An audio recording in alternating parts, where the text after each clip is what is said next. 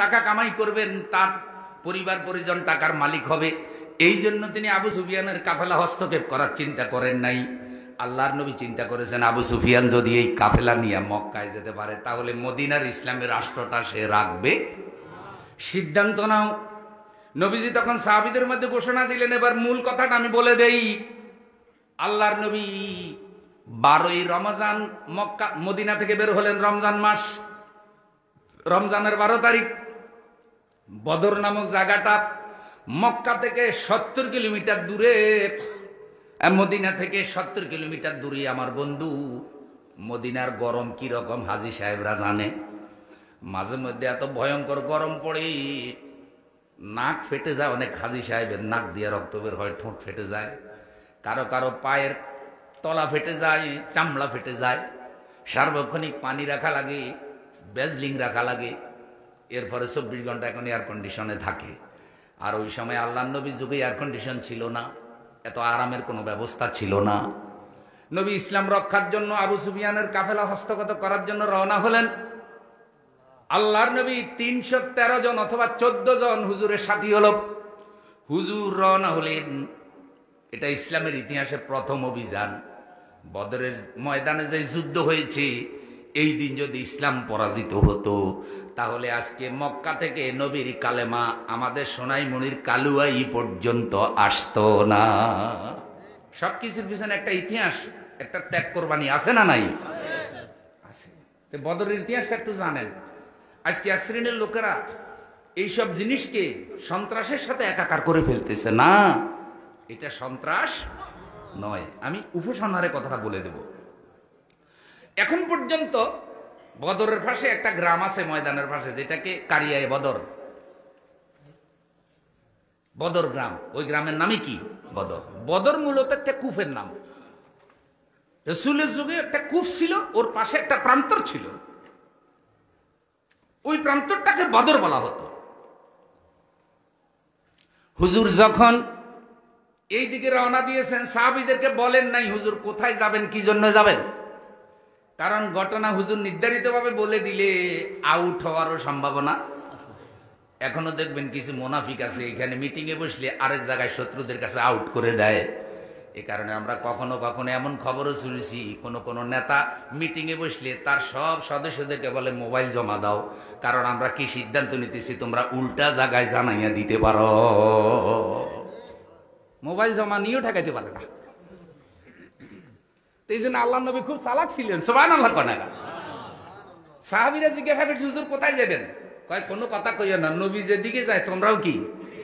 নবী ডাইনে গেলে তোমরা ডাইনে যাবে, নবী বামে গেলে তোমরা বামে যাবে। হুজুর কি জন্য, কি অবস্থা, কোথায় কি প্রস্তুতি? হুজুর বলছে নবীকে অনুসরণ করো, আর যার যা প্রাথমিক সামান আছে এগুলা সাথে দেখছেন, সাথে লইয়া লও। কি দক্ষ সেনাপতি! কারণ বদরের যুদ্ধে স্বয়ং সেনাপতির দায়িত্ব পালন করেছেন মুহাম্মদুর রাসূলুল্লাহ। লিল্লাহে তাকবীর। মসজিদের ইমাম আর সমাজের নেতা সেনাপতি। সূরা আনফাল ভালো করে পড়বেন, আর গাজওয়ায়ে বদরের যত হাদিস আছে একটু ভালো করে পড়বেন। আমি তো সব আজকে বলতে পারবো না, একদিকে সফরের ক্লান্ত, আর দিকে অসুস্থ। আপনাদের মেধা অনেকের অনেক বেশি আছে, আমি বিশ্বাস করি। আপনারা পড়বেন ভাই, ইনশাল্লাহ। পড়তে রাজি আছেন তো? যত পড়বেন তত শিখবেন, আর যত শিখবেন তত মতানৈক্য দূর হবে, ফিতনা দূর হবে, ফাসাদ দূর হবে। শুধু শুনলেই হবে না, পড়তে হবে, জানতে হবে, শিখতে হবে। আল্লাহর নবী শিখাইছে, সাহাবীদেরকে শিখাইছে। প্রিয় ভাইয়েরা আমার, সাহাবীরা হুজুরকে ফলো করেছে। যেহেতু মদিনার দায়িত্ব মহানবীর হাতে, হুজুর বেরিয়ে যাচ্ছেন। এখন মদিনার গভর্নরের দায়িত্ব দিলেন আব্দুল্লাহ ইবনে উম্মে মাকতুম রাদিয়াল্লাহু তাআলা আনহুকে। আব্দুল্লাহ ইবনে উম্মে মাকতুম রাদিয়াল্লাহু তাআলা আনহুকে মদিনার গভর্নরের দায়িত্ব দিলেন।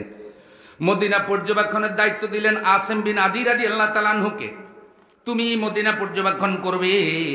12ই রমজান আল্লাহর নবী বদর অভিমুখে রওনা হলেন। নবী সাল্লাল্লাহু আলাইহি সাল্লামের সাথে 314 জন শরীক হলো।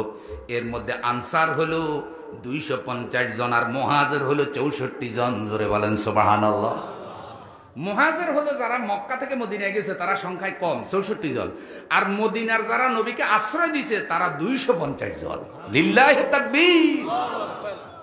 দেখছেন তাদের ইসলামের জন্য তাদের কোরবানি। দ্বিতীয় হিজরি সনের রমজান মাস, নবী রওনা হলেন।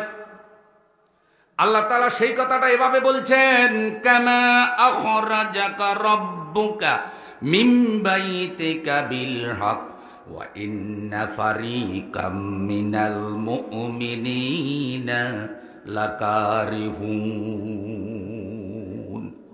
কামা আখরাজাকা রাব্বুকা মিন বাইতিকা, যেভাবে আল্লাহ তাআলা আপনার রব আল্লাহ আপনাকে বের করেছেন আপনার ঘর থেকে আবু সুফিয়ানের ওই কাফেলা মোকাবেলা করার জন্য, ওয়াইন্না ফারিকাম মিনাল মুমিনিন লাকারিহুন, যদিও মোমেনদের একটা দল ওইটা পছন্দ করে নাই। ওই সময়ও হালকা পাতলা কিছু মতানৈক্য ছিল কি ছিল না, কিন্তু এই মতানৈক্যটা আমাদের মতো শত্রুতায় পরিণত হয় নাই। তাদের মতানৈক্য ছিল কিন্তু আসল জায়গায় সবাই এক ছিল। আসল জায়গায় সবাই কি এক একজনে এক এক মত দিছে, কিন্তু আল্লাহ নবী যখনই সিদ্ধান্ত দিছে সবাই ঐক্যবদ্ধভাবে সেই সিদ্ধান্ত বাস্তবায়ন করেছে। এখন আমরা এক একজনে এক এক মত দিই, বড় হুজুরে এক মত দিলেও আমরা আর বড় হুজুরের মানতে কি নেই। এই মতানৈক্য এখন হুজুরদের মধ্যেও ঢুকছে, আর এই ইখতিলাফ এখন আযাবে পরিণত হয়েছে। তো একটা গ্রুপ চাইতে ছিল না যে আমরা ওইদিকে যাই। নবী সাল্লাল্লাহু আলাইহি সাল্লাম রওনা হয়ে গেলেন। আল্লাহ তাআলা বলছেন, আমি আপনাকে বের করেছি। বদরের যে বাহিনী আল্লাহ নবী তৈরি করলেন, নবী তো প্রধান সেনাপতি, কিন্তু অধিনায়কের দায়িত্ব দিলেন মেকদাদ ইবনে আমর রাদিয়াল্লাহু তাআলা আনহুকে। প্রধান সেনাপতি হুজুর নিজে রওনা হয়ে মদিনা হতে 1 মাইল দূরে বীর আবু আতিয়া নামক জায়গায় আল্লাহর নবী পানি পান করলেন, বললেন, হাদা ইয়াউমুল কিতাল ফাআফতিরু। মাসটা ছিল রমজান মাস। এখন রোজা রেখে যুদ্ধ করা বড় কঠিন। বীরে আবু আতিয়া একটা কুফের নাম। সাহাবীরা গরমের মধ্যে মদিনা থেকে সফর করে ক্লান্ত হয়ে গেলেন, সবাই রোজাদার। গরম দিনে রোজা রাখা অনেক কষ্ট, ঠিক না ভাই? ঠিক। আলী রাদিয়াল্লাহু তাআলা আনহু আল্লাহর নবীকে বলেছেন, হুজুর, আমি লম্বা দিনে গরম দিনে রোজা রাখাকে বড় মহব্বত করি। কষ্ট করে রোজা রাখা, গরম দিনে রোজা রাখা তার বড় পছন্দ ছিল। এক একজন এক একটা আমলকে পছন্দ করে।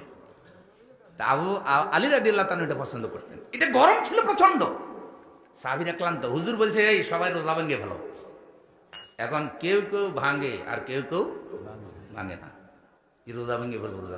নবী বললেন, হাদা ইয়াউমুল কিতাল, এখন যুদ্ধের দিন, অভিযানে বের হয়েছ, রোজা ভেঙে ফেলো।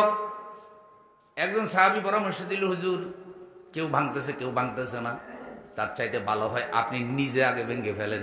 সুবহানাল্লাহ। আপনি নিজে কি করেন? নবী সাল্লাল্লাহু আলাইহি সাল্লাম যখন রোজা ভেঙে ফেললেন, আর কাউকে ভাঙার জন্য বলা লাগলো, কারণ ওই দিন রোজার দিন ছিল। তাহলে রোজা ভাঙার অনুমতি দিয়েছেন আল্লাহ দিন বিজয়ের জন্য, কাফের মোকাবেলা করার জন্য। এবার বুঝেন যে বদরের যুদ্ধটার গুরুত্ব কত বেশি ছিল। সেই দিন কাফেরদেরকে মোকাবেলা করাটা কত প্রয়োজন ছিল।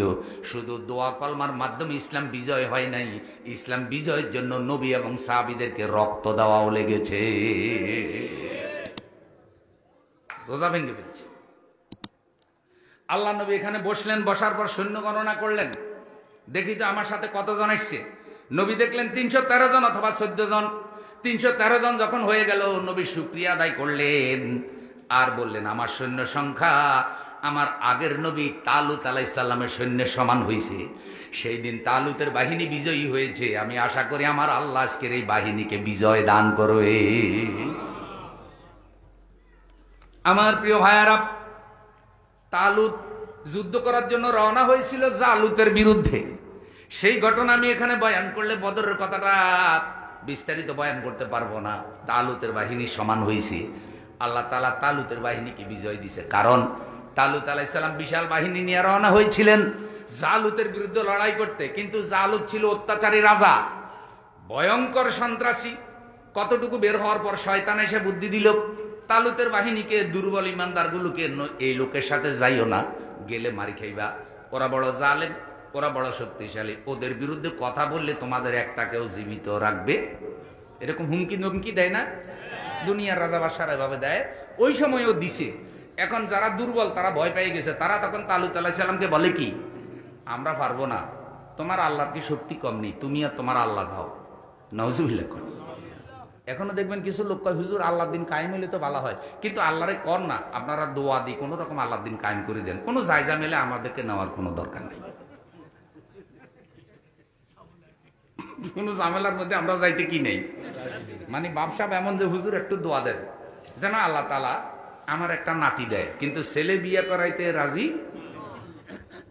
হুজুরের দোয়ায় নাতি হইব তো কেমন না, এগুলো কিন্তু বুঝতে হবে। দোয়ায় কাজ হইব কখন? ছেলে বিয়ে করাইবেন, বিয়ে করাইলে ছেলেরও কিছু দায় দায়িত্ব আছে না নাই? ছেলে বিবাহ করাইলে ছেলেরও ছেলের স্ত্রীর সাথে কিছু দায় দায়িত্ব আছে, যখন সেই দায় দায়িত্ব পালন করবে তখন দোয়া করবে কার কাছে? এরপরে গিয়ে দোয়া কাম হইব। বিনা প্রচেষ্টায় কিচ্ছু হয় না। হুজুরে ওয়াজ করছে যে আল্লাহ খাওয়ায়, হুজুরের ওয়াজ শুনে আরেক লোক গল্পের কথা, এটা কৌতুকের কথা, যে মসজিদে শুয়ে রয়েছে 3 দিন, 3 দিনে শুকিয়ে গেছে, আল্লাহ খাওয়ায় না। কিরে হুজুরে এত কড়া ওয়াজ করলে কোরআন হাদিস দিয়ে আল্লাহ খাওয়ায় না কা? 3 দিন পরে দেখে যে একজনে ফকির একটা ভিক্ষা করে রুটি 2টা ঢুকছে, তো 2টা মসজিদের কোনায় খাইতেছে, তো এই বেটা গলায় আওয়াজ দিছে, তো ফকির দেখেছে কিরে এই মসজিদের বারান্দাতে আরেকজন শুয়ে রয়েছে, ওই বেটাও তো মনে হয় আমার মতো কোনো ফকির, তোর কাছে গেছে গিয়ে কয় ভাই আমি তো 2টা রুটি পাইছি, ধরো একটা তুমি খাও একটা আমি খাই। তো ওই ফকির থেকে ওই বেটা রুটি খাইছে, খাইয়া হুজুরকে গিয়া ধরছে, হুজুর ওয়াজে করেছেন ভালো করে তফসির করে বুঝাই কইবেন। কয় কি ব্যাপার ওয়াজে ভুল হইল কি? কয় আপনি যে বলছেন আল্লাহ খাওয়ায়, আমি তো এটা আমল করে মসজিদে শুয়ে রয়েছি, কিন্তু আল্লাহ খাওয়ায়, খাওয়ানোর আগে 3 দিন উপবাস থাকা লাগে। কয় দিন? কয় 3 দিন উপবাস থাকলে আল্লাহ এমনি খাওয়ায় না, এরপরে একটা কাশি দেওয়ার লাগে, বিনা কাশিতে আল্লাহ একটা রুটিও খাওয়ায় না। বিনা কাশিতে আল্লাহ কি? আপনি সারাদিন চাকরি না করলে বেতন পাইবেন? আপনি সোনামুড়ি বাজারে ব্যবসা না করলে সংসার চলবে? আপনি ঘরে বসে বসে দোয়া করবেন, অথচ ইরি খাতে আপনি ধান লাগান নাই, আল্লাহরে যদি বলেন যে আল্লাহ আমার ইরি খাতে ফসল দাও, আল্লাহ দিবে? সবকিছুর একটা সিস্টেম আছে, এই জন্য আপনি চাচ্ছেন আল্লাহর দিন কায়েম হোক, অথচ আপনি হক তরিকায় সত্যের পথে কোনো ভূমিকা রাখতে রাজি নাই।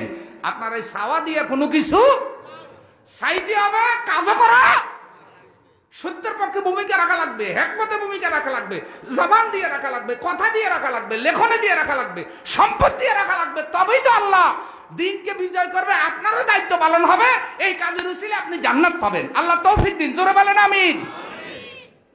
তো নবী বেরোইছে, বেরোইয়া নবী দেখছে যে আয়ারে এগুন তো আমার সহযোগিতা করতেছে না, কয় আল্লাহর আপনি যান। তখন তিনি আল্লাহর কাছে দোয়া করছে, আল্লাহ জিবরাইলকে পাঠাইছে এগুলার মাথার উপরে পাহাড় ধর। কি ধর? পাহাড় যখন মাথার উপরে ধরছে, জিবরাইল কয় যাবি নাকি পাহাড় ছেড়ে দিব। এরা দেখতেছে একদিকে পাহাড়, যদি এখন কায়দা করি আর পাহাড় যদি ছেড়ে দেয় তাহলে বিপদ আছে না নাই? দেখছেন এখন করোনা ভাইরাস দিয়ে আল্লাহ কি ধরা ধরছে? পাহাড়ের থেকেও জম ধরা দিছে। কথা কয় না? দুনিয়ার সকল চিকিৎসা বিজ্ঞান শেষ, পরাজিত। পারমাণবিক বোমাও কি? এই করোনা ভাইরাস বাইরে হওয়ার আগে পারমাণবিক বোমা এভাবে বেকার হইব বিশ্ববাসী কল্পনাও করতে পারে না। আর এখন বোমার জায়গায় সব ভয়ে অস্থির। বিমানের জায়গায় কি ভাইরাস, বিমান দিয়ে বোমা মারলেও কোনো লাভ। এমন যদি কোনো পদ্ধতি পাওয়া যেত যে পারমাণবিক বোমা বিমান দিয়ে মারলে ভাইরাস শেষ হবে, কত আগে বোমা মারিয়া সব তামা করে দিত। ভাই এগুলা কর্মের ফল। নমরুদের সবকিছু ব্যর্থ হয়ে গেছে মশার কাছে, ফেরাউনের সকল শক্তি পানির কাছে শেষ, সুবানি যে খাইছে ফাইনাল, খেলা ফাইনাল। এই জন্য ফাপ যখন পরিপূর্ণ হয় সেদিন কিন্তু খেলা ফাইনাল হয়ে যায়। আর কেমনে আল্লাহ ধরে? ফাফিয়ে টেরো। প্রিয় ভাইয়ারা আমার, এরা বাধ্য হইয়া রাজি হইল, রওনা দিছে। আল্লাহ তাআলা একটা পরীক্ষা বাড়াই দিছে তালুতের জন্য, বলছে নদী সাঁতরাই ওই পাড়ে যেতে হবে, কারণ ওই পাড়ে জালুতের বাহিনী। নদী যখন সাঁতরাইতে নামছে, যেগুলা দুর্বল ইমান মুনাফিকি করেছে, ওদের ভয়ঙ্কর তৃষ্ণা লেগে গেছে। নদীতে সাঁতারের আগে আল্লাহ তাআলা বলে দিছে যত কষ্ট হোক, যত তৃষ্ণা লাগুক, পানি খাইতে পারবা না। এখন সাঁতারের সময় মুখের কাছে পানি, বুকে তৃষ্ণা, কিন্তু খাওয়ার অনুমতি। এই অবস্থায় ইমান রাখা খুব কঠিন না?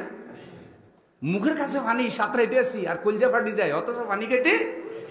তেরা নবীরে গিয়ে কয় তালুত আলাইহিস সালাম রে, আপনি একটু অনুমতি দেন না। আল্লাহর কাছে থেকে তিনি দোয়া করে অনুমতি আনছে যে বেশি কষ্ট হইলে 1 ডুব অথবা 2 ডুব। দেখেন এই যে বেশি কষ্ট হইলে অল্প খাইবে, এটার অনুমতি দিচ্ছে। এরকম মশলা খাইছি, এখন আল্লাহ কাছে বেশি কষ্ট হইলে খাইবে, এরকম অনুমতি তো আছে, খাও। এরকম লোক আছে না নাই? সামান্য অনুমতি দিচ্ছেন যে সুসে ছিদ্রের মতো, হাতেই এনে নদী বানা লাগবে। নদী বানাই কবি কি আপনি না অনুমতি দিলেন? কিরকম অনুমতি দিয়েছে? সুদের সূত্র তোর এখানে পুকুর কাটতে গেছিল। এগুলো হলো অপব্যবহার। সব পানি খাইয়ে বেলাইছে, যেহেতু হারাম খাইতেছে, আল্লাহর হুকুম অমান্য করে খাইতেছে, ফ্যাট মোটা হইতেছে, টের ভাই নাই। কিন্তু ওই পাড়ে যখন গেছে, গিয়া দেখে হায় আল্লাহ, পানির ওজনে একটাও আর উঠতে পারে না। ওরা উপরের দিকে উঠতে চায়, পানি নিচের দিকে ছাবে। এক একটা ফ্যাট যেন ময়দার বস্তার মতো হয়ে গেছে। এখন কয় তালুত আমাদের দিকে তাকান, আমরা বড় দুর্বল হয়ে গেছি, আমরা তো লড়তে পারি। এখন দেখছেন কি সুবিধা, পানি খাই সব অচল হয়ে গেছে, আউট, খেলা চলতো না। তালুত আলাইহিস সালাম উপরে উঠে দেখলেন যারা পানি খায় নাই তাদের সংখ্যা 313 জন। সুবহানাল্লাহ। তাহলে পরীক্ষা পাস করছে কয়জন? আর বাকি হাজার হাজার সব পানি খাই আউট। এই যে যা দেখতেছেন ইমানদার যে কয়টা আছে দাঁড়ি টুপি মাথায় দিয়ে সবগুলাই কয় না, দেখবেন না মাঝে মধ্যে বিরাট বিরাট বক্তৃতা মারে না যে ডেইলি 70-80 রাকাত, তারপরে নফল নামাজ পড়ি, বিগত 22 বছর তাহাজ্জুদ কি ছাড়ি না। দেখবেন যে পানি খাওয়া ফাটি, সব কি খাওয়া ফাটি, ওই পানি খেয়ে নদীর ভিড়ে যায় কাটি গেছে, সব বোতল খাওয়া ফাটি।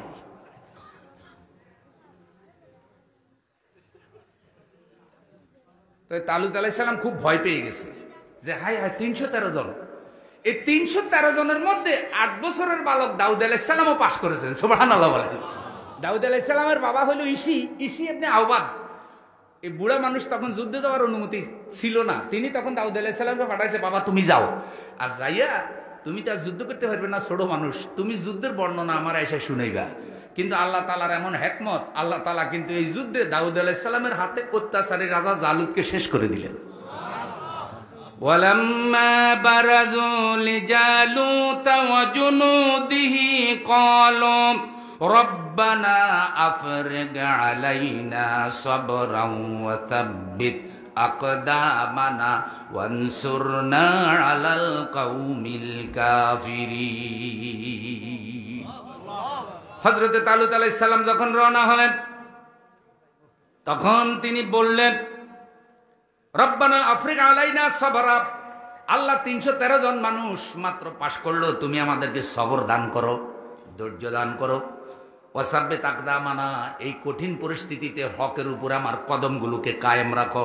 ওয়ানসুরনা আলাল কওমিল কাফিরিন, আর অত্যাচারী জালুত বিরাট শক্তিশালী বাহিনী, পুরা রাষ্ট্র শক্তি তার পক্ষে, তোমার কাছে দোয়া করি তুমি এই লড়াই আমাদেরকে সাহায্য করো। এবার আল্লাহ তাআলা বলেন সূরা বাকারা 251 নম্বর আয়াত, ফাহাজামুহুম বিইযনিল্লাহি ওয়া কাতালা দাউদ জালুতা ওয়া আতাহুল্লাহুল মুলকা ওয়াল হিকমাতা ওয়া আল্লামাহু মিম্মা ইয়াশা। ফাহাজামুহুম বিইযনিল্লাহ, এইভাবে আল্লাহ রাব্বুল আলামিনের অনুমতিতে তারা বিজয়ী হলো, কাফেররা পরাজিত হলো। ওয়াকাতালা দাউদ জালুত, আর দাউদ আলাইহিস সালাম জালুতকে হত্যা করে ফেললো। আল্লাহ বলছে ওয়া আতাহুল্লাহুল মুলকা ওয়াল হিকমা, আল্লাহ তাকে ক্ষমতা দান করলেন, হিকমত দান করলেন দাউদ আলাইহিস সালামকে। ওয়া আল্লামাহু মিম্মা ইয়াশা, আল্লাহ আরো যা চান তা তাকে দান করলেন। সুবহানাল্লাহ। তাহলে 313 জনের বাহিনী আগেও বিজয়ী হয়েছে। যখন আল্লাহর নবী হিসাব করে দেখলেন এখানেও 313 জন, নবী খুশি হয়ে বললেন আমার ভাই তালুত আলাইহিস সালামের বাহিনীর সমান। আজকে আশা করি আল্লাহ ইসলামকে বিজয় দান করবে। লিল্লাহে তাকবীর। হুজুর গয়না দেখলেন 313 জনের লগে উট আছে 70টা। উট কয়টা? গোড়া আছে 2টা। মুজাহিদরা ফালাক্রমে অগ্রসর হইতেছে। এইদিকে যখন আল্লাহ নবী অগ্রসর হইতেছে, আবু সুফিয়ান আরো সালাকে সালাক। আবু সুফিয়ান সিরিয়া থেকে আশঙ্কা করছে যে আমার কাছে যে মাল আছে, আমার এই মাল ডাকাতি হওয়ার আশঙ্কা। সোনামিনি বাজার থেকে যদি আপনি 10 লাখ টাকা নিয়ে কালুয়ের দিকে রওনা দেন রাত্র 12টা বাজে, আপনারও ফেডের মধ্যে কিছু কামড় টামড় হইবে কি হইব না, হেতেরও মনে মনে ডর। হেতে জামজাম ইবনে আদি নামক এক লোকের অগ্নি ফাটাইছে, কয় দেখ মদিনার আশেপাশে দেখবি যে মোহাম্মদের বাহিনী কোনো আমাদেরকে ফলো করে কিনা। জামজাম তখন আসছে, আসতে আসতে আসতে আসতে মদিনার নিকটবর্তী, ঠিক আল্লাহ রসুল যে গোয়েন্দা ফাটাইছিলেন যে আবু সুফিয়ানের কাফেলাকে ফলো করো, ওখানে ওই যেই উটের উপরে রসুল সাল্লাল্লাহু আলাইহি সাল্লামের গোয়েন্দা সফর করেছে, ওই উট আবার মরুভূমিতে পায়খানা করেছে। আর আবু সুফিয়ানের গোয়েন্দা সেই পায়খানা পাইছে, পায়খানা এগুলারে লইছে, লইয়া পানি দিয়ে ধুইছে। উটের পায়খানা দুইয়া দেখে যে এটার ভিতরে খেজুরের বিচি বিচি এগুলো ভালো করে পরীক্ষা করে দেখে যে এগুলো মদিনার খেজুর। চিন্তা করছেন নি নেটওয়ার্কে লিঙ্কে কোথায় গিয়ে ঢুকছে। তখন জামজাম ইবনে আদি সন্দেহ করছে না মুহাম্মদ সাল্লাল্লাহু আলাইহি সাল্লাম এখানে কোনো বাহিনী ফাটানোর সম্ভাবনা। মদিনার খেজুরের বিচি উটের পায়খানার মধ্যে পাওয়া গেছে। আবু সুফিয়ানের কাছে খবর পাঠালো নেতা, সিরিয়া থেকে রওনা দিবার আগে মক্কায় খবর পাঠাও। মক্কায় আবু সুফিয়ান এক গোয়েন্দা পাঠালো। সে মক্কায় গিয়া জামা খুলে ফেলছে, চিৎকার করে করে যেন কাপড় খুলে ফেলবে, তোমাদের সবাই ব্যবসায়ী কাফেলা, তোমাদের মাল সম্পদ মুহাম্মদের বাহিনী দ্বারা আক্রান্ত হচ্ছে, তাড়াতাড়ি সাহায্য করো। এবার পুরা মক্কার মধ্যে যুদ্ধের রব পড়ে গেল। আবু জেহেল বক্তৃতা দেওয়া শুরু করলো, যার যা অস্ত্র আছে রেডি হও। 1400-র মতো সৈন্য লইয়া সব চাইতে বড় শক্তি নিয়ে আবু জেহেল রওনা হলো নবী সাল্লাল্লাহু আলাইহি সাল্লামের বাহিনীকে মোকাবেলা করার জন্য। আমার বন্ধু এর মধ্যে একদল নিচে নাচনেওয়ালি নায়িকা, যারা নেচে গেয়ে আবু জেহেলের তরুণদেরকে যুদ্ধে উৎসাহিত করবে। এখনো দেখবেন এক শ্রেণীর লোকেরা সাংস্কৃতিক অনুষ্ঠানের নামে মহিলা নাচায়, নায়িকা নাচায়, গায়িকা নাচায়, আর তাদের কর্মী এবং তাদের জনশক্তিকে আনন্দ দেয়। এই তরিকাটা কিন্তু আবু জেহেলের তরিকা। মানিকে মানিক, সিনে সোরে সিনে সোর, সবাই সবাই তরিকা গ্রহণ করে। এক সোরে সুরিবিদ্যা আরেক সোর থেকে শিখে, আরেক আল্লাহওয়ালায় আমলের তরিকা আরেক আল্লাহর ওলি থেকে শিখে। সুবহানাল্লাহ বলেন। তো সে এভাবে গায়িকা নায়িকা যুদ্ধ সব লইয়া আবু জেহেল তার বাহিনী নিয়ে রওনা হয়েছে। আবু জেহেলের বাহিনীতে কি পরিমাণ ছিল অস্ত্রশস্ত্র রসদ সব কিন্তু ইতিহাসে বলা আছে। শত্রুর সংখ্যা 1300 অথবা 1400। একদল নাচনেওয়ালি উঁটা ছিল 700, 100 ঘোড়া, 600 ছিল বর্ম, সেনাপতি ছিল নিজে আবু জেহেল। যখন রওনা হয়ে গেছে এই দিক দিয়ে আবু সুফিয়ান চিন্তা করেছে যে মক্কার কাফেলা সাহায্যের জন্য আসতেও পারে, নাও আসতে পারে। আবু সুফিয়ান এত চালাকের চালাক যে মক্কার কাফেলা মুহাম্মদের কাফেলাকে রওনা করবে প্রতিরোধ করার জন্য, আর আমি দুই কাফেলার কোনো কাফেলার সামনে আমি যাব না। নিজের কাফেলার সামনেও যায় না, রসুলের কাফেলার সামনে তো আসবেই না। উল্টা সে তার ব্যবসায়িক মাল নিয়ে লোহিত সাগরের তীরে দিয়া অন্য ফত, এটা কোনো ফত না, আফতা দিয়া ধীরে ধীরে সফর করে সে মক্কায় চলে গেছে। তাহলে তার কাফেলা ধরা সম্ভব কি? আল্লাহ রসুল কিন্তু আবু জেহেলের কাফেলার সাথে যুদ্ধ করার জন্য বদরে বাইরে নাই, বাইরে হয়েছে মূলত আবু সুফিয়ানের কাফেলাকে ধরার জন্য, যেটা কোরআনের আয়াতে আপনি একটু আগে শুনছেন যে আল্লাহ তাআলা ওয়াদা দিয়েছেন দুই দলের এক দলকে আপনি ধরতে, এক দল হলো আবু সুফিয়ানের কাফেলা, আরেক দল হলো আবু জেহেলের দল। ওই যে 1300 লোক নিয়ে আসছে। এখন লক্ষ্য করেন, আবু সুফিয়ান মক্কায় ফুইসা খবর পাঠাইছে। নেতা আবু জেহেলের আবুল হেকাম তো তখন বড় নেতা, মদিনার দিকে যাইয়া লাভ নাই, আমি টাকা পয়সা নিয়ে চলে আসছি, যেহেতু আপনারা আমারও রক্ষা করতে গেছেন, অতএব আপনাদের আর ওইদিকে যাওয়ার কোনো দরকার, ফিরে চলে আসেন। আবু জেহেল তখন বক্তৃতা দিতেছে, একবার যখন বাইর হয়েছি মুহাম্মদের বাহিনী শেষ না করে আর ফিরব। আস্তে আস্তে জিব্বা লোভ লালসা কিন্তু বড় হয়। কয় এরে যখন খাইছি ছোটটারে খাবো, ছোটটারে যখন খাইছি এইটারে খাবো, নাতিরে খাইছি পরেরটারে খাবো। কিন্তু পয়লা কয় কি খালি টার্গেট হইলো এইটা।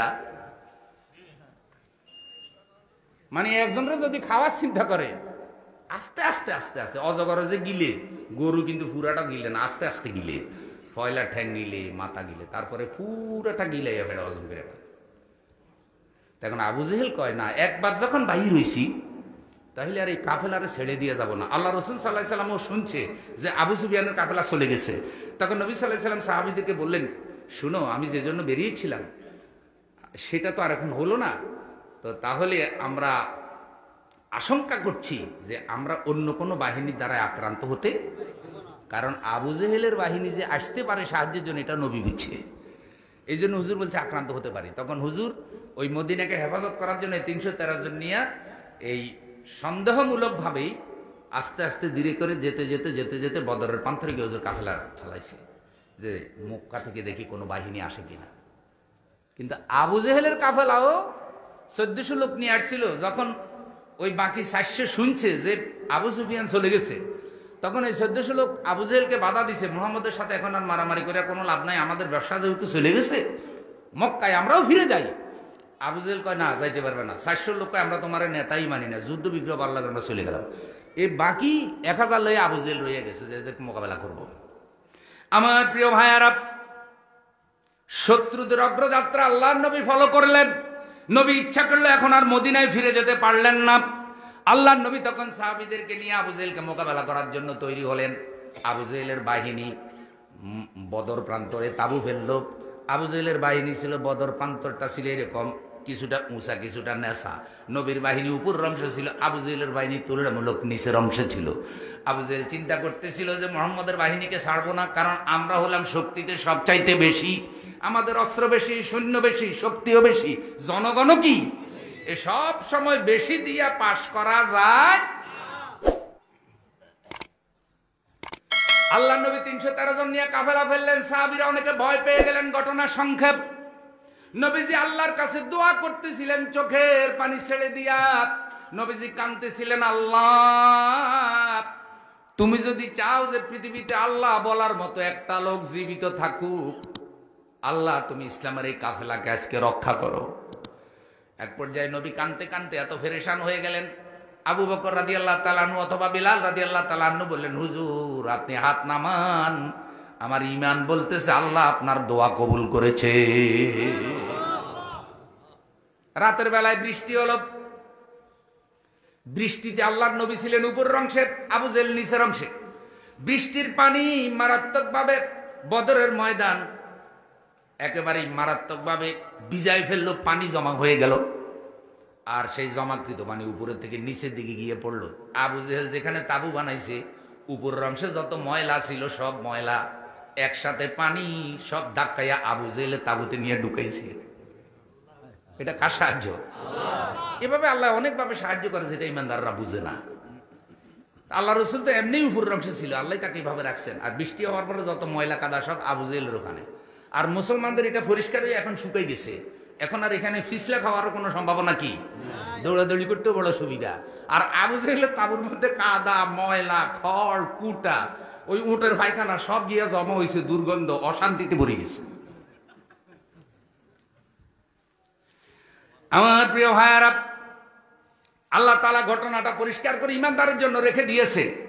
আবু জেহেলের বাহিনী যখন যুদ্ধ করার জন্য রাজি হচ্ছিল না, তখন শয়তান সেখানে আল্লাহর অলির বেশে হাজির হইল। অলির বেশে হাজির হইয়া শয়তান আবু জেহেলের বাহিনীর মধ্যে বক্তৃতা দেওয়া শুরু করলো, খবরদার তোমরা পরাজিত হইবা না, আজকে যুদ্ধে আমি ওয়াদা দিতেছি তোমরা বিজয়ী হইবা। না হয় আবু জেহেলের বাহিনী কিছুটা নরম হয়েছিল যে ফিরে চলে যাবো, কারণ কাদা ময়লা, বড় বিপদে পড়ে গেছে আবু জেহেল।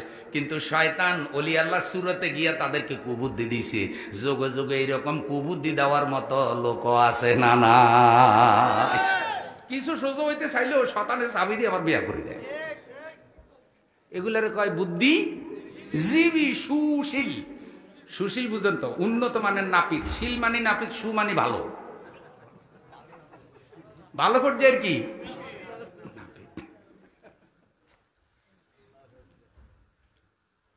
কাটতে পারে বালা, মগর চুল ছাড়া কিছু কাটে না।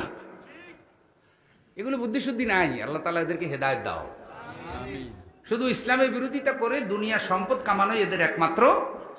এরা কিসের মানবাধিকারের কথা বলে? এরা যদি মানবাধিকারের কথা বলতো তাহলে পৃথিবীতে মুসলমানরা যেভাবে মার খাচ্ছে, এরা কি মুসলমানরা কি মানুষ না?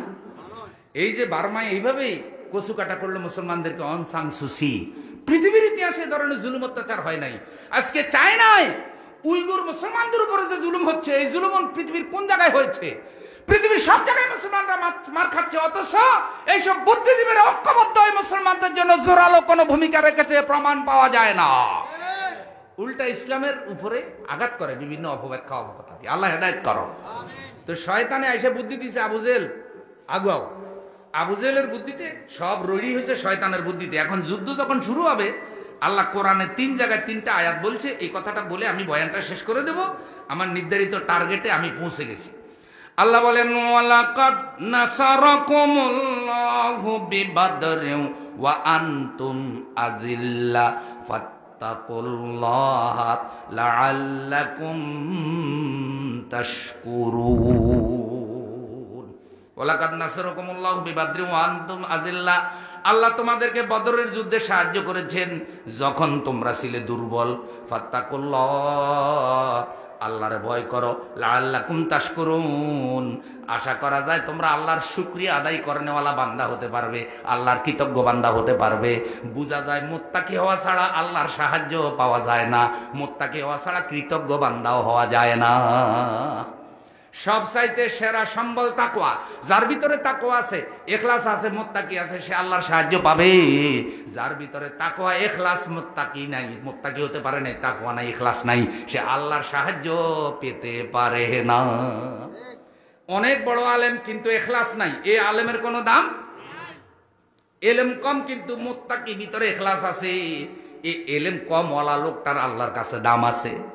আমার বন্ধু সাধারণ মুসল্লি কিন্তু ভিতরে ইখলাস আছে, ফরজ আমল করার মতো যতটুকু এলেম অতটুকু এলেম আছে, হালাল হারাম বেছে চলে, ফরজ ওয়াজিব ছাড়ে না, এই লোকটা মুত্তাকি। আরেকটা লোক অনেক বেশি জানে, অনেক বেশি জানে, অনেক বড় হুজুর, কিন্তু ভিতরে তাকওয়া ফরজগারি নাই। ওই সাধারণ লোকটার মর্যাদা তাকওয়া ফরজগারির কারণে আল্লাহর দরবারে বেশি। কারণ আল্লাহ বলছেন, ইন্না আকরামাকুম ইনদাল্লাহি আতকাকুম, তোমাদের মধ্যে সেই ব্যক্তি আল্লাহর কাছে মর্যাদাবান যে আল্লাহকে যত বেশি ভয় করে। সুবহানাল্লাহ।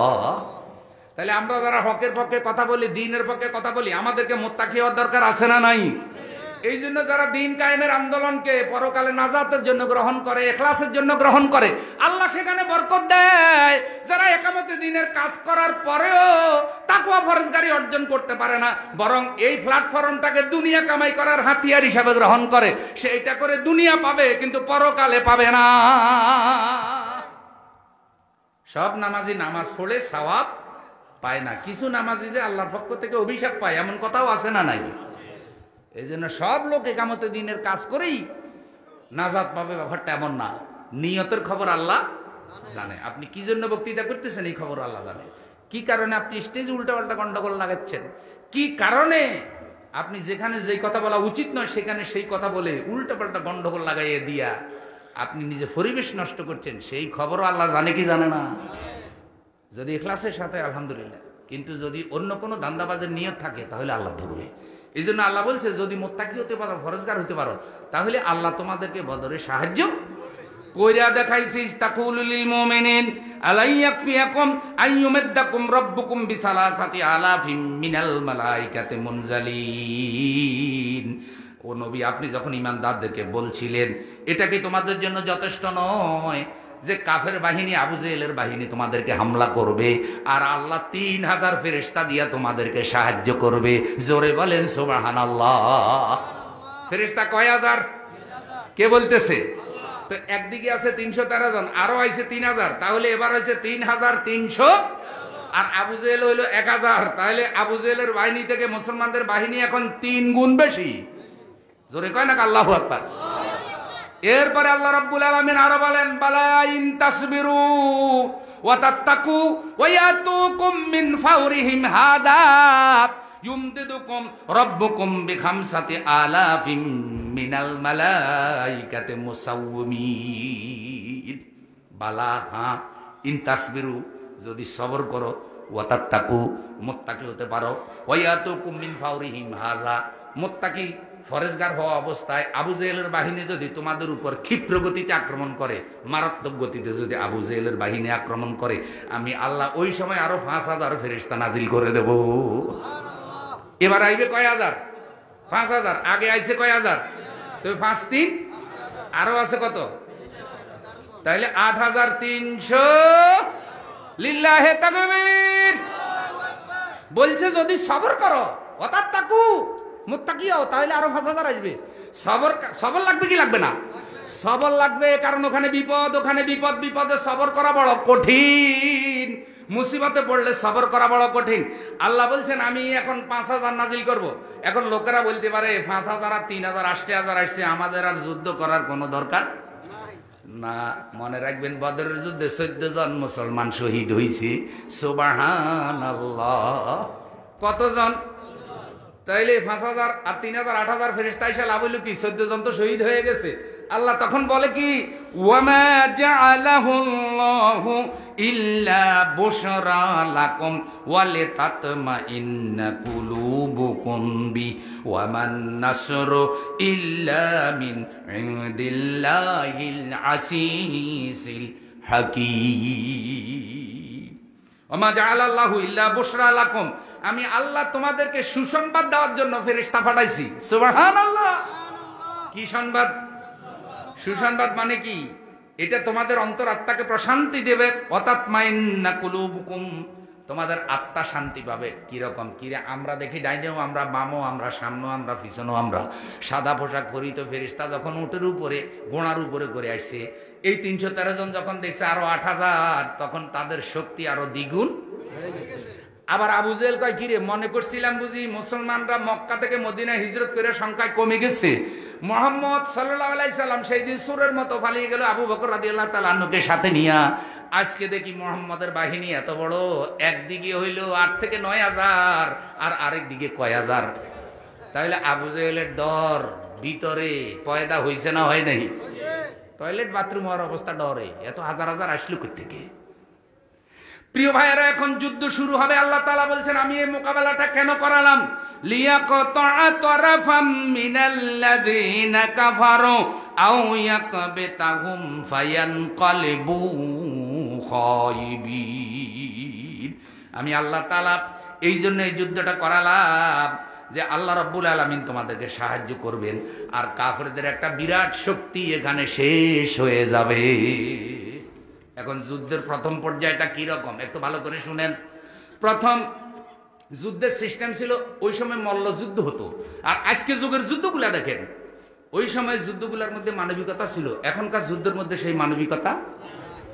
আল্লাহ রসুল যুদ্ধের কাফেলা ফাটাইলে বলতেন যে দেখো, কোনো বিধবার উপরে হামলা করবে না, কোনো মহিলার উপরে হামলা করবে না, কোনো বৃদ্ধের উপরে হামলা করবে না, কোনো শিশুর উপরে, কোনো গরু বাছুর নষ্ট করবে না, কারো বাড়ি ঘরে আগুন ধরাবে, আর কেউ আত্মসমর্পণ করার পরে তার উপরে হামলা। দেখেন আল্লাহ রসুল যে দিক নির্দেশনা দিছে, সাহাবীরা যুদ্ধের ময়দানে হুবহু তা মানছে। সুবহানাল্লাহ বলবেন। আর এখনকার যুদ্ধরা বোমারও বিমান নিয়ে যায়, যেইখানে মনে চায় এইখানে আকাশ থেকে বোমা ফালায়। নিরীহ মানুষ মরে কি মরে না? বরং এখনকার নেতাদের যুদ্ধে যারা সৈনিক যুদ্ধ করে তারা মরে কম, সবচেয়ে বেশি মারা যায় নিরীহ জনগণ। এই যুদ্ধগুলো জুলুম না? এই যুদ্ধগুলো বড় সন্ত্রাস না? তো বড় সন্ত্রাসীরা এখন মানবতার সেবক হয়েছে, আর আল্লাহ রসুলের যুগে তরবারি যুদ্ধ হয়েছে, যেই যুদ্ধে নিরীহ মানুষ মরে নাই, সেই যুদ্ধগুলোকে তারা সন্ত্রাস বানাচ্ছে। এরাই তো এই যুগের সবচাইতে বড় সন্ত্রাসী। এরা ইতিহাস বিকৃত করেছে, এরা করে অন্যায়, এরা মানুষের অধিকার নষ্ট করে, আর নিজেরা মানবতার ফেরিওয়ালা সাজে। সোরের মার বড় গলা। প্রথমে হয়েছে কি, প্রথম পর্যায়ে আসওয়াদ আসলো। আসওয়াদ হলো মক্কার বংশের বড় নেতা। আল্লাহ রসুল হযরতে হামজাকে বললেন, তুমি মোকাবেলা করো।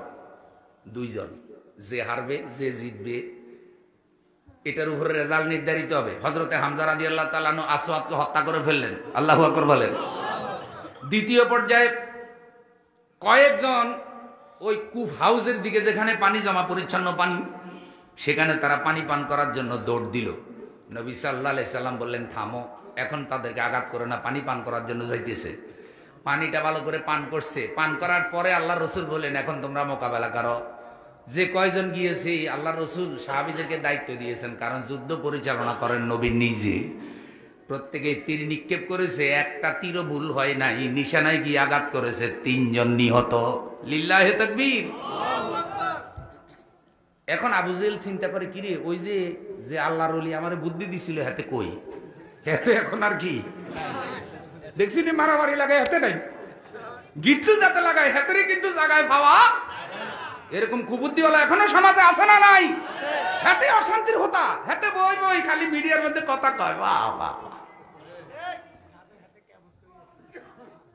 শয়তান এখন আর নাই, হাতেরই খুঁজি পায় না। আবু জেহেল তালাশ করে, উতবা সাহেব তালাশ করে, কিরে বুদ্ধি যে দিলে এতক্ষণ পর্যন্ত আমাদেরকে জাগাই দিলে, এত কই?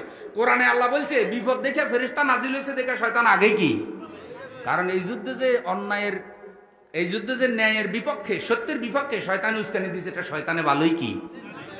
ইয়ে সোরে বুঝে না যে এত সোর কথা কয়টা না হইলে সোর হাতে রাতের বেলায় শীত গাতে খাও। এতে বুঝে যে আমি চোর, এই জন্য রাইতে শিখগেট হইব, এই জন্য তো আন্দারকে একটা কাম সারায়। আল্লাহ তাআলা আমাদের হেদায়েত দাও। তৃতীয় পর্যায়ে আল্লাহ নবী এই সব বর্ণনা হাদিসে আছে যা সারাংশ। হাকিম বিন হিজাম নামক এক কাফের, ওই সময় আল্লাহ নবী যাদেরকে তীর নিক্ষেপ করতে বলেছিলেন, হাকিম বিন হিজাম নামক যে পানি খাইতেছিল একজন বেঁচে গেল। যেদিন মক্কা বিজয় হয়েছে সেদিন কিন্তু সে মুসলমান হয়েছে। আলহামদুলিল্লাহ বলেন। মুসলমান হওয়ার পরে 60 বছর জীবিত ছিল। 60 বছর জীবিত থাকা অবস্থায় সে যখনই কোনো কথা বলতো তখন বন্ধু বান্ধবকে বলতো, ওই আল্লাহর শুকরিয়া আদায় করেছে, আল্লাহ বদরের যুদ্ধের দিন আমার জীবন বাঁচাইছে। তাহলে কি ডরাইছিল এদিন কর, যেভাবে মুসলমান আমল করছে, আমি এখন ইমাম নসিব হয়েছে, আমার আল্লাহ শুকরিয়া।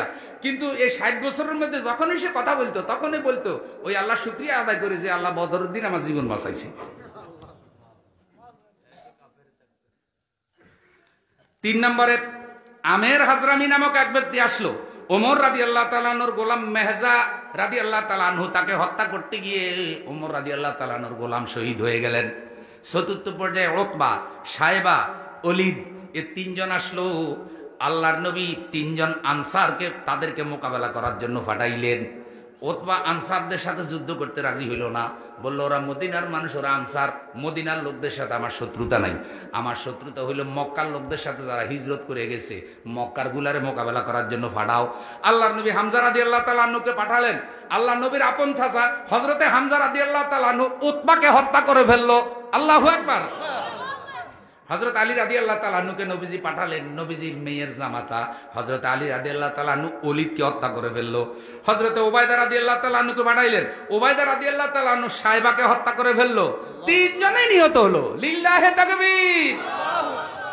5ম পর্যায়ে কাফেরদের থেকে উবাইদা বিন সাইদ আসলো। সারা শরীরে লোহার পোশাক পরা, খালি চোখগুলা খালি। মেয়ে লোকেরা যারা বোরকা পরে দেখবেন, ভালো বোরকা পরে যারা কালো বোরকা, হাতে মোজা, পায়ে মোজা, পুরা দেহ টাকা, খালি কি ঠিক এইভাবে লোহার পোশাক পরে আসছে।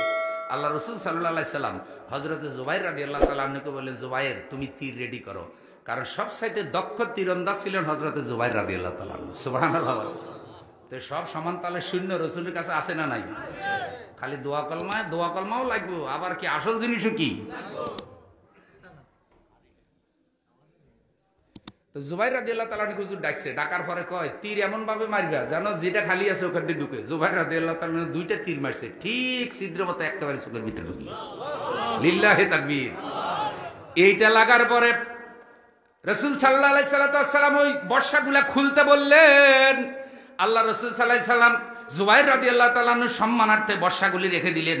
পরবর্তীতে খোলাফায়ে রাশিদিনের হাত বদল হয়ে এই বর্ষাগুলো হযরতে জুবাইর রাদিয়াল্লাহু তাআলা আনহু ছেলে আব্দুল্লাহর হাত পর্যন্ত আসলো। উবাইদার মৃত্যুতে কাফেরদের ধৈর্যের বাঁধ ভেঙে গেল। তুমুল যুদ্ধ তখন বদরের ময়দানে শুরু হয়ে গেল। আল্লাহর নবী সাল্লাল্লাহু আলাইহি সাল্লাম মুসলমানদের কাফেলা পরিচালনা করছেন। মারাত্মক যুদ্ধ যখন চলে, হযরত আব্দুর রহমান রাদিয়াল্লাহু তাআলা আনহু বলেন, ওই মারাত্মক যুদ্ধের সময় আমি লক্ষ্য করলাম আমার পাশে আর 2 ছেলে, এক ছেলের নাম মাআজ, আর এক ছেলের নাম মুআওয়াজ। তারা আমারে ডাক দিয়া বলতেছে, চাচাজি আমরা শুনছি মক্কায় আমাদের নবীকে সবচাইতে বেশি কষ্ট দিয়েছে আবু জেহেল। আমাদের নবীকে এত কষ্ট দিয়েছে, মক্কায় আর কেউ এত কষ্ট দেয় নাই। আমরা 2 ভাই চিন্তা করেছি আজকে আবু জেহেলকে মোকাবেলা করব। আপনি একটু আবু জেহেলকে আমাদেরকে দেখাইয়া দেন, আমরা তো চিনি না। হযরত আব্দুর রহমান রাদিয়াল্লাহু তাআলা আনহু বলছেন, বড় বড় নেতারা যেখানে আবু জেহেলের ভয় পায়, সেখানে এই 2টা নাবালক বাচ্চা আবু জেহেলের তালাশ করে। আমি আশ্চর্য হয়ে গেলাম। আমি তখন তাদেরকে বললাম, প্রকাণ্ড শির বিশিষ্ট লম্বা মানুষটা ওই যে মধ্যখানে দেখা যায় যুদ্ধ পরিচালনা করতেছে, এটাই হলো আবু জেহেল। হযরত আব্দুর রহমান বলে, আমি এই 2 ভাইকে দেখানোর সাথে সাথে বাজ পাখি যেভাবে শিকার ধরে, 2 ভাই যেন আবু জেহেলকে এইভাবে শিকার করে ফেললো। লিল্লাহি তাকবীর।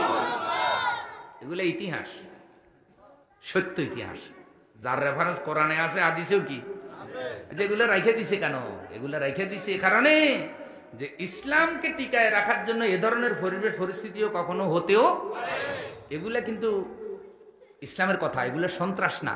যদি এগুলাকে সন্ত্রাস বলেন তাহলে বিশ্বব্যাপী এখন যারা যুদ্ধ পরিচালনা করে তারা কি সন্ত্রাস করে না? আমি আপনাদেরকে একটা তথ্য দেই, হিটলার 60 লক্ষ মানুষ হত্যা করেছে, এটা কি সন্ত্রাস না? আপনারা বলেন স্টালিন 2 কোটি মানুষ হত্যা করেছে, স্টালিন এটা কি সন্ত্রাস না? মাও সেতুং 2 কোটি হত্যা করেছে বৌদ্ধ, এটা কি সন্ত্রাস না? মুসলিনী 4 লাখ মানুষ হত্যা করেছে, এটা কি সন্ত্রাস না? অশোকা কালিঙ্গা ব্যাটল হত্যা করেছে 1 লক্ষ মানুষ। জর্জ ডব্লিউ বুশ ইরাকে হত্যা করেছে 15 লক্ষ নারী পুরুষ, এগুলো কি সন্ত্রাস না? এইসব সন্ত্রাসের বিচার করবে কি? গণতন্ত্রের নামে ফরাসি বিপ্লবে মারা গেছে কোটি কোটি মানুষ, প্রথম বিশ্বযুদ্ধে মারা গেছে, দ্বিতীয় বিশ্বযুদ্ধে মারা গেছে। ইসলামের ইতিহাস তালাশ করে দেখেন তো, বদরের যুদ্ধে মারা গেছে কাফের 70 জন, মুসলমান 14 জন, মোট 84 জন। সুবহানাল্লাহ বলবেন। কতজন?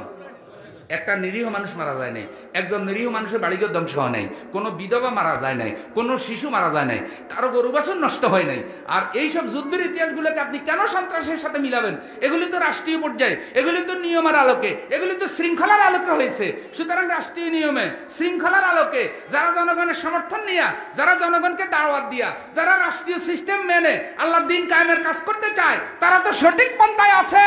তারা তো সন্ত্রাস পছন্দ করে না, জঙ্গিবাদ পছন্দ করে না। যারা জঙ্গিবাদী আচরণ করে, যারা সন্ত্রাস করে, তাদের সাথে ইসলামের কোনো সম্পর্ক। সন্ত্রাসী তো ইসলামের শত্রুরা। একজনের গায়ের মধ্যে ইসলামী সিল লাগাই দিলে কি এত মুসলমানই জীবনী? আগা গোড়া কালা, সিল দিছে সুন্দর আলী, এত সুন্দর হয়ে যাবে কেমন? করে সন্ত্রাস, নাম দিছে আইএস। নাউজুবিল্লাহ, আইএস কখনো ইসলামের পক্ষের শক্তি?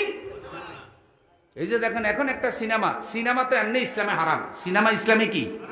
সব সিনেমা হারাম, সব নাটক হারাম। কারণ নাটক সিনেমাগুলোর মধ্যে অশ্লীলতা আছে না নাই? অবৈধ প্রেমপ্রীতির ইতিহাস, অবৈধ ভিলেনের ইতিহাস, মারামারি, সন্ত্রাস, চাঁদাবাজি, সমাজে এখন যা অপকর্ম হচ্ছে, প্রত্যেকটা অপকর্মের বাস্তব নাটক সিনেমার মধ্যে কি? সব সিনেমায় হারাম। ইদানিং কমান্ডো নামে নাকি আরেক সিনেমা বাইরে গেছে, ছেলেরা আমারে কইল। সেই সিনেমার মধ্যে মারাত্মকভাবেই ইসলাম এবং আলেম ওলামাকে চিহ্নিত করা হয়েছে, ইসলামকে সন্ত্রাস হিসাবে চিহ্নিত করা হয়েছে। নাউজুবিল্লাহ বলে। এমনি কিন্তু নষ্টরা যখন সিনেমা বানায়, যারা দিয়ে খারাপ অভিনয় করে তার মুখে দাঁড়িয়ে মাথায় টুপি গায়ে জুব্বা লাগাই দেয়। দেখছেন নি? এবার চোর হয়ে গেছে আল্লাহর ওলি, চোর হয়ে গেছে কি? ল্যাংটা হয়ে গেছে শরমওয়ালা। এদের ফরনে কাপড় নেই, হাতে কি শরমের দাবি করে যে আমার আগাগোড়া সব শরম আছে। নাউজুবিল্লাহ বলেন। তো শরম থাকলে তো তোমার ফরনে কাপড়ও কি? তো তোমরা সন্ত্রাসের উস্কানি দিচ্ছ, তোমরা অশ্লীলতা শিখাচ্ছ, বেহায়াপনা শিখাচ্ছ, অবৈধ প্রেমপ্রীতি শিখাচ্ছ, বিবাহ সাথীর মর্যাদা নষ্ট করছো, যৌথ পরিবারের সিস্টেম নষ্ট করছো, সন্তানগুলিকে পিতামাতার অবাধ্য বানাইতেছে। এখন বৃদ্ধাশ্রম বাড়িয়ে দিতেছে। ভাই কেন বৃদ্ধাশ্রম বাড়তেছে? দিনে মানুষের মধ্যে নিষ্ঠুরতা বেড়ে যাচ্ছে। অনেক সন্তানাদি মা বাবার খবর রাখে না, পারিবারিক বন্ধন নষ্ট হয়ে যাচ্ছে, বাই বন্ধন নষ্ট হয়ে যাচ্ছে, বাই মামলা হচ্ছে, স্বামী স্ত্রীতে মামলা হচ্ছে। ঢাকা শহরে সংসার ভাঙার পরিমাণ মারাত্মক হারে বেড়ে যাচ্ছে। এবং এই সংসার ভাঙা, ডিভোর্স, তালাক, এটা সবচেয়ে বেশি সংগঠিত হচ্ছে ধনীদের মধ্যে, সম্পদশালীদের মধ্যে। স্বামী স্ত্রী 2 জন চাকরি করে, একটার সাথে আরেকটার মিল, কেউ কারো মানে না, কেউ কারো প্রতি দরদ নিয়ে, ভালোবাসা নিয়ে তাকায় না। এ কয় হে সেবা করো, হে কয় এ সেবা করো, 2 জনের মেজাজ গরম। সংসার ভেঙে যাচ্ছে। অফিসে সহকর্মীর সাথে পরক্রিয়া করছে। এর মধ্যে স্মার্টফোন, আরো আছে ইন্টারনেট, ফেসবুক, আছে হাজার হাজার অশ্লীল ভিডিও, আছে না ভাই? অশ্লীল ভিডিওগুলো আজকে যুবকদের রন্ধ্রে রন্ধ্রে পৌঁছাই দিছে। তারা 24 ঘন্টা মোবাইলে এগুলি দেখে। আগে তো মুরব্বীরা বাড়ির মধ্যে বেশি আর টেলিভিশন দেখলে লাডিলে দৌড়াইতো। এখন মুরব্বীরা বুঝেও না যে মোবাইলের ভিতরে কি ঢুকছে। মুরব্বীরা এখন সোজা হয়ে গেছে, মুরব্বীরা এখন আবা বাবা, আর উনি এখন সালাক। ওনারা এখন কি? এখন মুরব্বীদের কয় কি, মসজিদে বসে বসে আল্লাহ আল্লাহ করো, জগতের দিকে চাইও না। ডেলি 80 রাকাত 22 রাকাত তাহাজ্জুদের নামাজ পড়ো, আর ডেলি আপনার তাহাজ্জুদ পড়ো, আর নফল নামাজ পড়ো, আর জগতের দিকে কি? বাইরে আমরা যা মনে চাই তা। নাউজুবিল্লাহ। জোরে বলেন আস্তাগফিরুল্লাহ। আল্লাহ তাআলা আমাদের সকলকে বুঝ দান করো। জোরে বলেন আমিন। এই কমান্ডো নামক এই সিনেমার মধ্যে ইসলামকে মারাত্মকভাবে চিহ্নিত করা হয়েছে সন্ত্রাস হিসাবে। কত দিকে আমরা মোকাবেলা করবো? এক পর্যায়ে দেখবেন যে আল্লাহর আযাব গজব। আমরা হয়তো বলবো, কারো কাছে ভালো লাগবে, কারো কাছে খারাপ লাগবে, কষ্ট লাগে তখন, যখন দেখি যে আমার মুসলমান ভাই, আমার ইমানি ভাই হক কথা বললে এটা বিরোধিতা করে, তখন খুব কষ্ট পাই যে হায় রে, আমার ভাই কি তো আমি বুঝাইতে পারি না, তো কাফের মুশরিক আমি কি বুঝাবো? আজকে ইসলামের বিরুদ্ধে কাফের মুশরিকদের থেকেও বেশি কথা বলে এক শ্রেণী মুসলমানরা। আলেম ওলামারা আজকে এই যে বড় অসহায় অবস্থায় পড়ে গেছে, আলেম ওলামারা বড় মুজলুম অবস্থায় পড়ে গেছে। আলেমরা সমাজে সবাইকে নিয়ে চলে, আমরা বিশ্বাস করি এই মাদ্রাসাটা আপনাদের সবার না, সবাই দান অনুদান এখানে আসে না নাই? এখন সবাই এসে যদি এখানে বাহাদুরি দেখানো শুরু করে, আমরা টাকা দিছি, আমরা পয়সা দিছি, তো টাকা পয়সা তো সবারই আছে ভাই। তাইলে আপনি তো আলেমকে বলবেন টাকা পয়সা আমরা সবাই দিছি, কিন্তু আপনি ইসলামের হক কথাগুলি সবসময়। আমি এক মাহফিলে যাওয়ার পর খুব ভালো লাগছে, সভাপতিকে হুজুর আমি অমুক দলের সভাপতি, আপনি চাইন আমারে খুশি করার জন্য ওয়াজ করিয়েন না, তাহলে কিয়ামতের দিন আল্লাহ আমারও ধরব। আমি যে আপনারও অনুমতি দিছি আপনি হক কথা বয়ান করেন, আমার বিরুদ্ধে গুলো বয়ান করেন, তারপরে আমি আপনার উপরে রাগ হব না। এটা না কয় চোর হইলেও ইমানদার আছে, কিছু বালানো নি, কিছু বালানো যে না যতখানে খারাপই করি না কেন হুজুরের সাথে খারাপই করা। হুজুর আপনি হক কথা কই জান আজকে মাহফিলে, হক কথা কইলে মানুষ দিয়ে একজন ভালো হবে, আমার বিরুদ্ধে গেলেও কর, তখন তো আল্লাহ এই বাইরে তুমি হেদায়েত দাও, জোরে কোন আমি। এটা কিছু ভালো, এইসব লোকের সাথে মিলেমিশে চলন যায়, কিন্তু এর উল্টা যে বলি এগুলার সাথে মিলেমিশে চালাও কঠিন হয়ে যায়। আল্লাহ আমাদের বুঝদান করো। এগুলা সব কিন্তু সন্ত্রাস, এগুলো একটাও ইসলামের কারণে হয় নাই। আর বদরের যুদ্ধে কোনো নিরীহ মানুষ মারা। আমার প্রিয় ভাইয়েরা, আল্লাহ রাব্বুল আলামিন কোরআনুল কারীমে বিষয়টা বিস্তারিত বলে দিয়েছেন, কেন এই ঘটনাটা ঘটলো, কি কারণে ঘটলো, আল্লাহ তাআলার পয়গাম্বরকে আল্লাহ তাআলা কেন এই মোকাবেলা করালেন। ৭০ জন কাফের মরে গেল। আবু জেহেলের খবর যখন আল্লাহর নবী নিলেন, আব্দুল্লাহ ইবনে মাসউদ রাদিয়াল্লাহু তাআলা আনহুকে যে আবু জেহেলের খবরটা আমারে দাও, খবর আনার জন্য গিয়ে দেখে যে আফরার দুই ছেলে মাজার মুআওয়াজ ক্ষিপ্র গতিতে হামলা করেছে। বাজ পাখি যেভাবে শিকার করে ওই দুইজন আবু জেহেলকে এভাবে শিকার করে ফেলেছে। কিন্তু আবু জেহেলের ছেলে ইকরামা তখনও মুসলমান হয় নাই। আবু জেহেলের ছেলে ইকরামা তার দুই ছেলেকে ধাওয়া করেছে, পিছন থেকে তরবারি মেরে মাঝের হাত ফেলে দিয়েছে, একটা হাত পড়ে গিয়েছে। একটা মাসুম শিশু তরুণ হাতের দিকে তাকায় নাই, না নিজের জান রক্ষা করার জন্য তারা ছুটে পালাইছে। আব্দুল্লাহ ইবনে মাসউদ রাদিয়াল্লাহু তাআলা আনহু আবু জেহেলের কাছে গিয়ে দেখে ধরাশায়ী হয়ে গেছে, এখন মুমূর্ষু অবস্থা, কিন্তু পুরা মরে না। তাকাইয়া বলতেছে তুমি আমার সামনে আসতেছো কেন, তুমি কোনো আমারে মারিবানি? বলছে হ্যাঁ, একটু পরে তো তোমার মাথা কাটা হবে।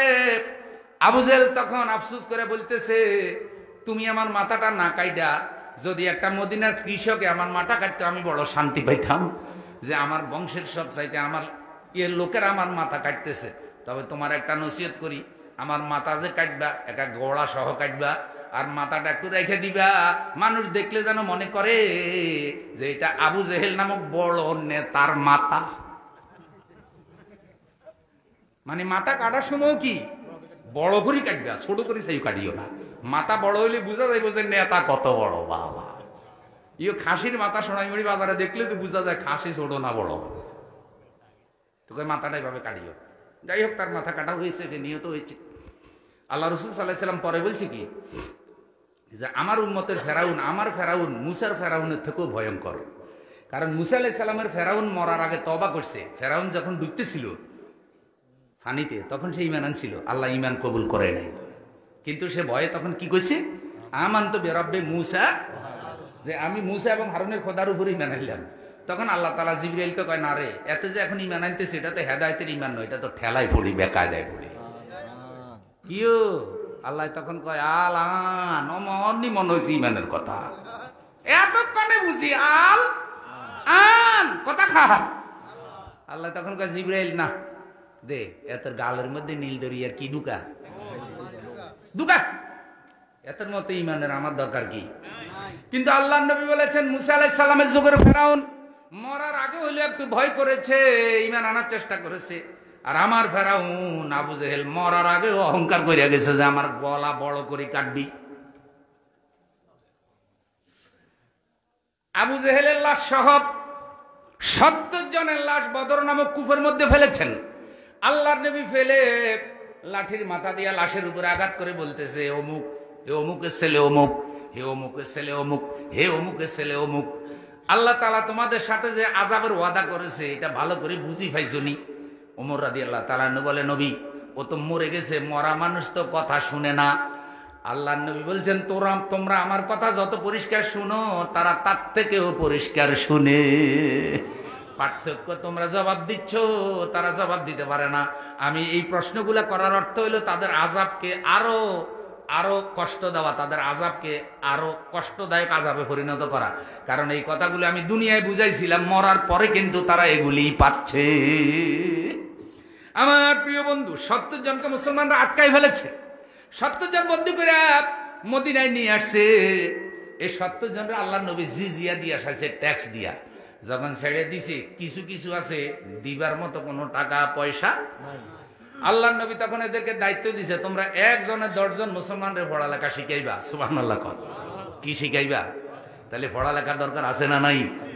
ওদের ট্যাক্স হলে, ওদের জিজিয়া হলে তোমরা পড়ালেখা শিখাইবা। দেখেন লেখাপড়ার কত গুরুত্ব। এক সাহাবীকে, হুজুর টাকা পয়সা জিন্দিগিতে নাই যে আমি বিয়ে করব।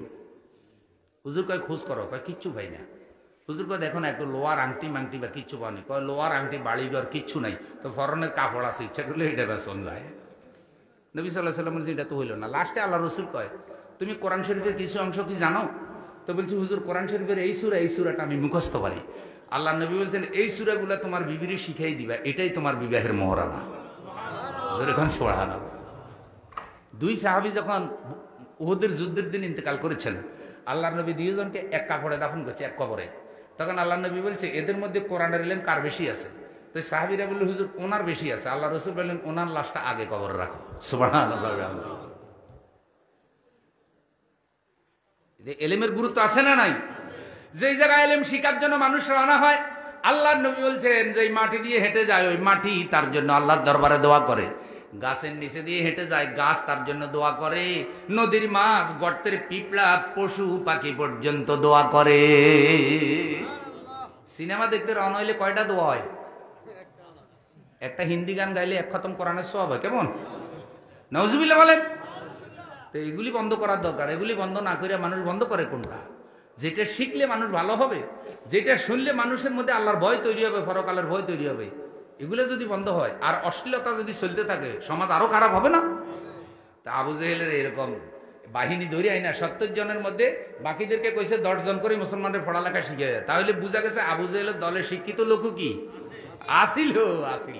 তারা মুসলমানদেরকে পড়ালেখা শিখাইছে। কি পড়ালেখা? তারা তো আর কোরআন হাদিস শিখায় না, তারা শিখাইছে জাগতিক এলেম।